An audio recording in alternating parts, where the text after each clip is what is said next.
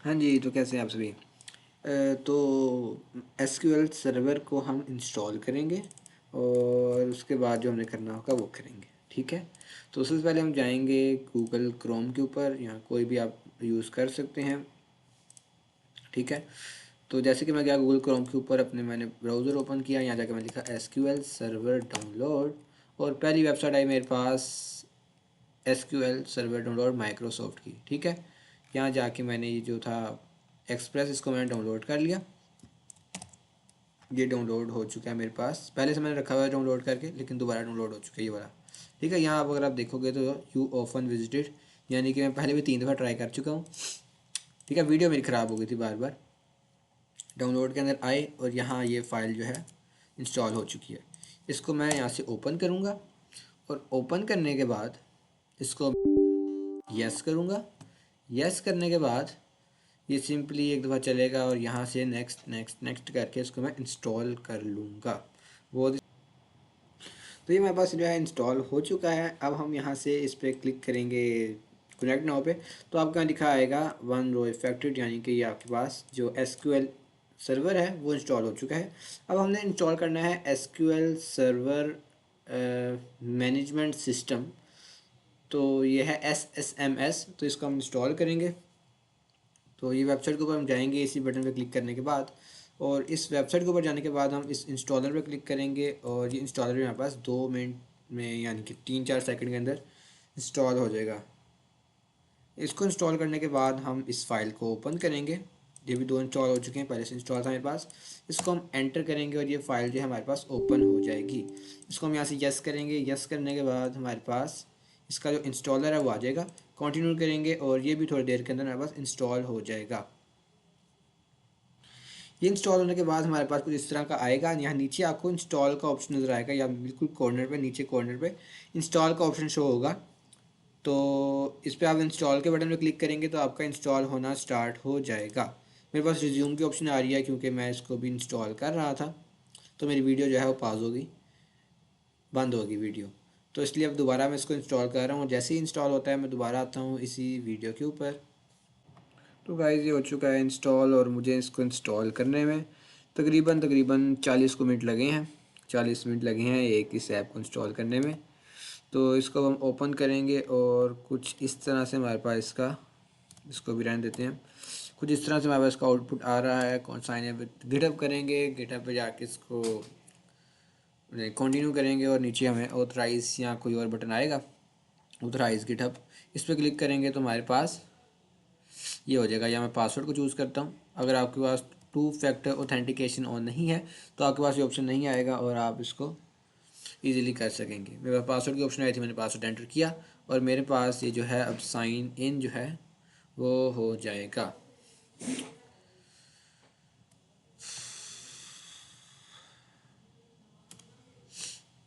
ठीक है, तो साइन इन अगर ये हो चुका है तो इसको ओपन भी हो जाना चाहिए, और ओपन नहीं हुआ वैसे। दोबारा लॉन्च करते हैं इसको। आप नीचे से जाकर सर्च करके भी ओपन कर सकते हैं। जैसे मैं यहाँ गया SQL और यहाँ हमारे पास आएगा SQL सर्वर मैनेजमेंट स्टूडियो, और इसको आप यहाँ से भी ओपन कर सकते हैं, ठीक है? तो ये मेरे पास 2 जो हैं वो ओपन हो चुके हैं। ओपन करने के बाद इसके अंदर कुछ ऐसी चीज़ें हैं जो कि पहले आपको समझनी पड़ेंगी। पहली चीज़ ये है कि इस टूल के अंदर सबसे पहले हम डाटाबेस को मैनेज तो करते हैं, लेकिन उससे पहले हम डाटाबेस के साथ कनेक्शन बिल्ड करते हैं, ठीक है? तो डाटाबेस के साथ कनेक्शन बिल्ड करना इस टूल के अंदर स्टार्टिंग में थोड़ा ट्रिकी लगेगा, क्योंकि इंटरफेस ज़रा नया है और इस इंटरफेस के साथ आप पहली बार काम कर रहे हैं। तो इसके अंदर आपको क्या करना पड़ेगा, सबसे पहले जब आएंगे तो आपने जाना है ब्राउज़ के ऊपर और लोकल के ऊपर जाके आपने कोई सिलेक्ट करना है। मिसाल के तौर पर मैं सेकंड वन चूज़ किया, इसको चेक किया और कनेक्ट पे क्लिक किया, तो मेरे पास ये कनेक्शन जो है बिल्ड हो जाएगा। अगर आपका नहीं होता तो थर्ड या फोर्थ ट्राई कर लीजिएगा, तो आपका कनेक्शन जो है बिल्ड हो जाएगा। कनेक्शन बिल्ड होने के बाद आपके पास कुछ इस तरह का इंटरफेस आएगा। इस इंटरफेस के अंदर आपके पास यहाँ कुछ फोल्डर्स वगैरह आ रहे होंगे। अगर मैं इसका कुछ साइज़ इंक्रीज़ करूँ, जो कि नहीं हो रहा, तो इसके अंदर आपके पास कुछ इंटरफेस वगैरह आ रहा होगा, जिसके अंदर यहाँ कुछ फ़ोल्डर्स शो हो रहे हैं। पहला फ़ोल्डर क्या है, डाटाबेस का। इस डाटाबेस के फ़ोल्डर के अंदर कुछ डाटाबेसेस हैं, जिनको हम देख सकते हैं डेटाबेस के अंदर क्या स्टोर हुआ है वगैरह वगैरह। और इसके साथ साथ नीचे सिक्योरिटी वाले डेटाबेसेस हैं जिसके अंदर लॉगिन वाला कुछ चीज़ें स्टोर हुई हैं। हमें इन सब से कोई लेना देना नहीं है, बल्कि हम एक अपना फ़ोल्डर भी यहाँ क्रिएट कर सकते हैं वैसे तो, लेकिन हम यहाँ सिंपली एक डेटाबेस ही क्रिएट करेंगे। डेटाबेस क्रिएट करने के लिए हम क्या करेंगे, एक क्वेरी रन करेंगे इस फोल्डर के अंदर।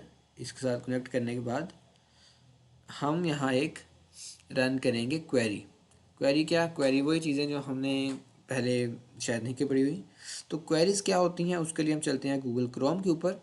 यहाँ जाने के बाद अपनी प्रोफाइल ओपन करते हैं और यहाँ मैं लिखता हूँ व्हाट इज़ एसक्यूएल। यानी कि एसक्यूएल क्या है, एसक्यूएल एक स्ट्रक्चर्ड क्वेरी लैंग्वेज है जो कि हमारे पास यूज़ होती है प्रोग्रामिंग के अंदर डाटाबेस को मैनेज एंड मैनिपुलेट करने के लिए। रिलेशनल डाटाबेसेस को, रिलेशनल डाटाबेसेस यानी कि वो डाटाबेसेस जो कि रोज़ एंड कॉलम का यूज़ करते हैं सिर्फ।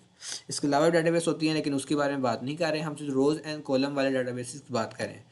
इसके सबसे पहले आके हम एक डाटाबेस जो है वो क्रिएट करेंगे। यहाँ हम डाटाबेस क्रिएट कर सकते हैं, यहाँ हम कोई फाइल क्रिएट कर सकते हैं। यहाँ से जाके यहाँ हम रन करते हैं अपनी क्वेरी। क्वेरी क्या है हमारी, पहली क्वेरी हमारे पास होगी जो कि हमारे पास क्रिएट करेगी एक डाटाबेस। डाटाबेस क्रिएट करने के लिए जो क्वेरी यूज़ होती है उस यहाँ हम डॉक्यूमेंटेशन साथ ओपन कर लेते हैं जिसके सारी चीज़ें लिखी होंगी। टेबल क्रिएट करने के लिए हमारे पास जो क्वेरी यूज़ होती है वो है क्रिएट डीबी की क्वेरी, जो कि कुछ इस तरह से दिखती है। इसके अंदर पहली चीज़ क्या है, पहली चीज़ है हमारे पास क्रिएट का कीवर्ड, फिर आता है डाटाबेस का कीवर्ड, उसके बाद थर्ड चीज़ आती है हमारे पास डाटाबेस का नेम। डाटाबेस का नेम हमें खुद लिखना होता है। मिसाल के तौर पर मैं लिखा SCHOOL स्कूल, और जब मैं इसको रन करूँगा ना, ये रन का एक बटन आता है एग्जीक्यूट का, जब मैं इसको रन करूँगा तो मेरे पास आप देखेंगे कि कमांड्स कंप्लीटेड सक्सेसफुली, एक मेरे पास जो टेबल है स्कूल का वो क्रिएट हो चुका है। स्कूल का एक जो डाटाबेस है वो क्रिएट हो चुकी है। कहाँ आएगी वो मुझे याद नहीं, अब किस वाले फोल्डर के अंदर ये सारी डाटाबेसेस आनी है, इधर ही कहीं ना कहीं आती होती थी, पुरानी बात हो गई है ना, अब नज़र नहीं आ रही। तो हमारे पास यहाँ जो है वो क्रिएट हो गई है। और इसको देखने के लिए कि हमारे पास कहाँ क्रिएट हुई है, किस तरह की है, वो हम यूज़ करते हैं शो डीबी का एक कमांड होता है। शो डीबी की जो क्वेरी है वो हमारे पास कहाँ हम देख सकते हैं, शो डीबी की इधर तो फिलहाल वैसे हमें नज़र नहीं आ रही। SQL कोई बात नहीं, हमारे पास वो कमांड है शो डीबी, कुछ इस तरह से दिखती है ये कमांड शो डाटाबेसेस। इसको जब हम यहाँ रन करेंगे तो हमारे पास जितनी भी डाटाबेसेस हैं वो सारी की सारी आ जाएंगी। ठीक है, यहाँ मैं गया, मैंने यहाँ पेस्ट किया और इसको मैंने एग्जीक्यूट किया तो मेरे पास एक एरर आया है जो कि कह रहा है कि शो का जो कीवर्ड है वो नॉट डिफाइन है, और मेरा कर्सर भी मुझे नज़र नहीं आ रहा।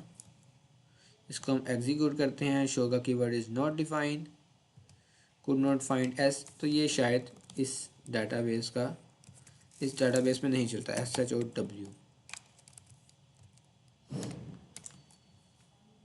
क्योंकि मुख्तलिफ डाटाबेसेस के अंदर मुख्तलिफ होते हैं, कुछ उसको सपोर्ट नहीं करता, कुछ उसको सपोर्ट करता है। कोई बात नहीं, हम आगे जाके यूज़ करते हैं अपना नेक्स्ट, जो कि है उस डाटाबेस के अंदर जाके यानी कि उस डाटाबेस जो हमने क्रिएट किया है उसके अंदर जाके टेबल्स क्रिएट करना। उसके लिए हम यूज़ करते हैं यूज़, और आगे जो SCHOOL स्कूल करेंगे जो कि हमारे डाटाबेस का नाम है, और इसके आगे हम लगा देंगे सेमीकोलन। जब इसको रन करेंगे तो हमारे पास इसको हम यूज़ करने लग गए हैं। अब इसको यूज़ करने के बाद हम इसके अंदर जाके टेबल क्रिएट करते हैं। ठीक है, इसके अंदर जाने के बाद हम टेबल्स क्रिएट करते हैं। टेबल हम इसके अंदर किस तरह क्रिएट कर सकते हैं, इसके अंदर जाके हम क्वेरी रन करेंगे CREAT create table. Create table की क्वेरी है, इसके बाद टेबल का नाम आता है। मिसाल के तौर पर स्कूल के अंदर हमारे पास एक टेबल है, यानी कि हम स्कूल चला रहे हैं, हमारे पास एक टेबल होगा जिसके ऊपर हमने यानी कि मिसाल के तौर पर क्लास 8 का हमारे पास टेबल है, क्लास 8 हम कह लेते हैं, ये एक टेबल है। इसके अंदर क्या होगा हमारे पास, सबसे पहले इसके अंदर एक नेम होगा बच्चे का, जो कि होगा हमारे पास WARCHAR वेर कैर के अंदर, यानी कि करेक्टर फॉर्म में होगा, जिसका नाम का लेंथ 100 हो सकती है। इसके बाद जो दूसरी चीज़ हमारे पास हो सकता है मे बी उसकी क्लास वाले सबकी सेम बनी है, एज हो सकती है, जो कि हम इंट की फॉर्म में लेंगे, और ये दो चीज़ें ही मैं एंटर करने लगा हूँ। ये हमने किया, कमांड रन सक्सेसफुली, यानी कि हमारे पास इस टेबल के अंदर, यानी कि इस डाटाबेस के अंदर एक टेबल क्रिएट हुआ है जिसका नाम है क्लास 8। अब अगर हम करें शो ऑल फ्रॉम, यानी कि select all from CLASS class 8, इसके अंदर से जितनी भी चीज़ें सब कुछ निकाल लो, तो हमारे पास इसका आउटपुट क्या है, खाली आया है। एक नेम है, एक एज है, लेकिन उसके अंदर कोई चीज़ है नहीं, यानी कि टेबल है लेकिन केवल खाली है। इसलिए हमारे पास एक खाली एक बॉक्स नज़र आ रहा है, इसके अंदर नेम है और एज है। ठीक है। अगर हम चाहते हैं कि हम इसके अंदर कोई चीज़ एंटर करें, तो उसके लिए हम कमांड यूज़ करते हैं जो कि इंसर्ट का, इंसर्ट इनटू, ये पूरा ये एक ही लाइन है। इंसर्ट इनटू के बाद हम टेबल का नाम लिखते हैं, insert into CLASS class 8, insert into class 8, और आगे हम प्रोवाइड करते हैं इसकी वैल्यूज़। मिसाल के तौर पे VALUES वैल्यूज़ हम प्रोवाइड करते हैं। पहली वैल्यू क्या है, नेम। नेम में एंटर करता हूँ MOEEZ मोइस, और उसके बाद एज में इसकी एंटर कर देता हूँ नंबर की फॉर्म में, मिसाल के तौर पे 19। यहाँ सेमीकोलन लगाएंगे और उसको जब रन करेंगे तो हमारे पास आया है कि मोइस is not defined because I guess हम यहाँ सिंगल कोटेशन जो है वो यूज़ करते हैं। सिंगल कोटेशन लिखी, सेमीकोलन लगाया, और अब जब इसको हम कंट्रोल एस प्रेस हो गया, रन करेंगे तो हमारे पास 1 रो इफेक्टेड, यानी कि एक रो इस टेबल के अंदर इफेक्ट हुई है, और इफेक्ट हुई है रो। अब हम जब जाके पिछली कमांड रन करेंगे जो कि हमारे पास थी, SCLECT select all from FROM class 8। अब इसको जो हम सेलेक्ट करेंगे इसके अंदर से सब चीज़ें, तो हमारे पास एग्जीक्यूट जब करेंगे तो मोइस भी आ गया, 19 भी आ गया, यानी कि इसके अंदर ये एक रो जो है वो ऐड हो चुकी है। ठीक है। अब हम सिर्फ नेम को टारगेट करना चाहते हैं, सिलेक्ट नेम फ्रॉम स्टूडेंट, सिर्फ नेम आ जाएगा।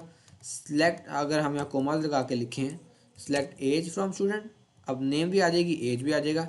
इसके बाद अगर हम एज और नेम लिखें, अगर हम लिखें सिलेक्ट एज और नेम फ्रॉम स्टूडेंट, तो हमारे पास क्या होगा, पहले एज आ जाएगी फिर नेम आ जाएगा। तो हम अब इसके अंदर मज़ीद चीज़ें ऐड करने लगे, दोबारा देखते हैं, INSERT इंसर्ट इनटू टेबल का नाम आएगा आगे जो कि है CLASS class 8, insert into class 8, और आगे हम क्या एंटर करेंगे, वैल्यूज़। मिसाल के तौर पे वैल्यू में एंटर की अली, और एज मैंने इसकी भी दे दी 19। उसके बाद इसी को हम करेंगे कॉपी, और अगली लाइन पे लाके हम कर सकते हैं पेस्ट। क्या ये काम करेगा, देखते हैं। यहाँ अगर मैं लिखूँ ARHM अरहम, और जब इसको मैं रन करूँगा तो मेरे पास आया है एरर। एरर क्या कह रहा है कि हमने सेमीकोलन यूज़ किया एरर कह रहा है कि हमने सेमीकोलन यूज़ किया है लेकिन हमने वैल्यूज सही प्रोवाइड नहीं की। तो हम यहाँ VALUES वैल्यूज़ का एक कीवर्ड जो है वो यूज़ करते हैं, और मेरा कर्सर पता नहीं क्यों नज़र नहीं आ रहा, कहाँ टाइप कर रहा है। तो 1 रो इफेक्टेड यानी कि हम दोनों को ऐड कर चुके हैं। ठीक है। फिर इसको रन करते हैं। दो दफ़ा हमने रन किया तो क्या हुआ, दोबारा एक एक रो इफेक्ट होगी। फिर रन किया, दोबारा ये दोनों चीज़ें ऐड होगी। हमने इनको दो चीज़ों को 3 दफ़ा ऐड किया, यानी कि हमने 6 रिकॉर्ड और ऐड किए। अगर हम दोबारा करें अब SCL select all from from class 8 semicolon, अब उसको रन करें तो हमारे पास, इसको हमने ऐड किया था, दोबारा हमने इसको ऐड किया था, दोबारा इसको हमने ऐड किया, तो कुछ इस तरह से हमारे पास ये आउटपुट आ रहा है। अब हम समझने वाले हैं डिलीट कमांड को, कि हम इनको डिलीट कैसे कर सकते हैं। ठीक है।